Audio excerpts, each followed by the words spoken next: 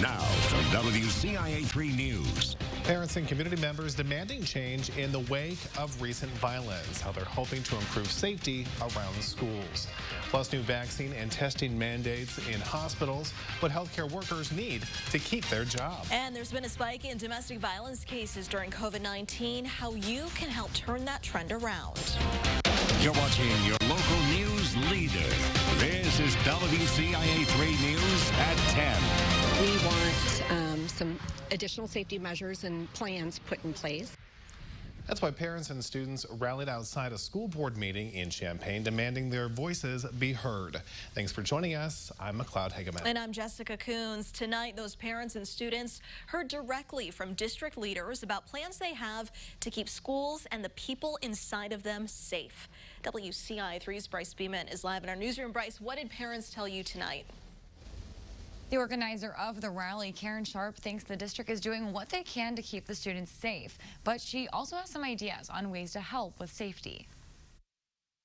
Parents shouldn't have to worry when they send their kids off to school whether they're going to be the victim of a shooting, whether it's inside the school or outside of the school. Some parents are afraid to send their kids to Centennial High School, and some students are afraid to go. She's afraid to go to the bathroom, so she's afraid to be alone.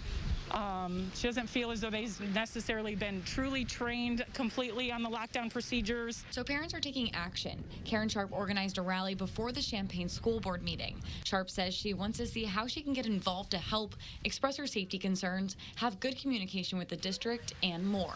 We just want the chance to sit down across the table from the administration and have them listen to us and us hear them. 3 weeks ago, police say a student pulled out a gun during a fight. 2 weeks ago, shots were fired outside of the school. Police are looking for this suspect, but have no new information. Then last week, a social media threat surfaced. Police were called and even brought dogs to sniff around the school. There's just a lot of hurting in our community, in our schools, and unfortunately our kids are on the front lines. At the meeting, the school board talked about ways they're addressing the violence.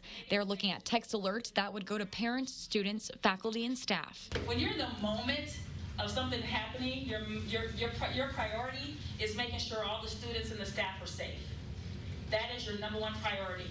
Then getting the message and information out there, we're definitely working on that too, but I have to make sure my students and my staff are okay. Superintendent Sheila Boozer says the district has an anonymous tip line set up, is installing 515 security cameras, is increasing security at school buildings and games, and more. She also wants to make sure there are emotional resources available for students and teachers. She says her main goal is to keep people safe. We have to have safety and security measures in place in order for us to run a school district, have our students in classrooms where they're actually learning, and our teachers can be in the classrooms doing what they love to do, and that's teach. The school district told me they have been receiving anonymous tips through their app called Securely. The superintendent said violence won't go away overnight, but she hopes these changes will start to help. In the newsroom, I'm Bryce Beeman, WCIA-3, your local news leader. All right, Bryce, thank you. Here are some more details about the district's plans for emotional support. They're looking at dynamic counseling and support services, having student roundtables, and establishing a wellness center as well. Physically, they want to have restorative practices and training, a See Something, Say Something campaign, and they're also looking at active supervision by staff and more.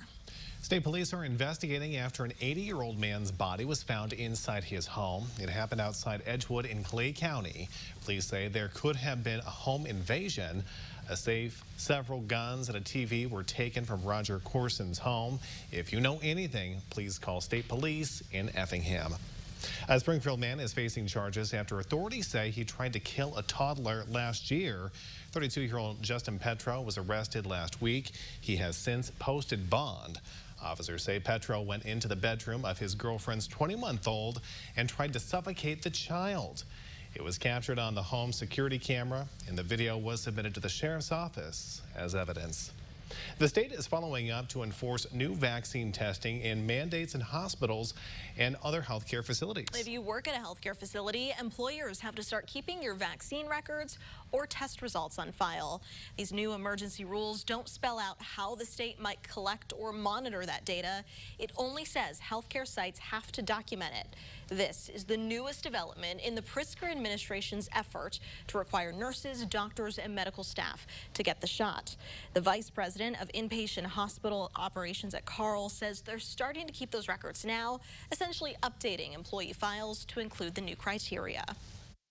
For those that have chosen not to be vaccinated, the new rule really says that either you're vaccinated and we have proof of vaccination, or you need to be tested on a weekly basis to ensure that you're not COVID positive and coming to work and creating issues that way. Carle says they're still seeing a high volume of COVID-infected patients. Out of 85 in the hospital right now, 74 are unvaccinated. Now, the Department of Public Health says a fraction of 1% of vaccinated people have had a breakthrough case where they've had to go to the hospital. That's 0.027%. Recent studies from the CDC showed unvaccinated people are 11 times more likely to go to the hospital with the virus than people with immune protection. And the COVID-19 vaccine and testing mandate is in full swing for schools across the state. Some are facing pushback and others say they're doing great. Danville superintendent says 18 employees haven't followed the mandate. It breaks down to 9 food service workers, 6 teachers, 1 teaching assistant, and 2 custodians. Monticello superintendent says things at his district are going pretty well. He says everyone is complying with some part of the mandate. More than 90% of employees are vaccinated, and only 18 people within the district are having to take weekly tests. We're happy to have our kids back in school, and nobody likes masks, nobody likes contact tracing, nobody likes COVID, but we're doing what we can to be in school, and our teachers are participants in that, so we're happy that we have compliance. He says some people have recently gotten their first shot. In Danville, the superintendent says anyone who has not agreed to the mandate is not allowed on school property. She says now school is in session and they're filling spots with substitutes. And here's a look at today's statewide coronavirus numbers. There are more than 2,000 new cases. 5 more people have died. The 7-day positivity rate dropped over the weekend. It's now sitting at 3.2%. When it comes to vaccination rates, 55% of the state is fully vaccinated. Families across central Illinois are being torn apart by domestic violence, and the people trying to stop it say it's only gotten worse during the pandemic. There's a summit in Champaign County to try and turn that around this week. They're hoping to reach first responders, teachers, service providers, anyone who might have hands-on interaction with someone struggling.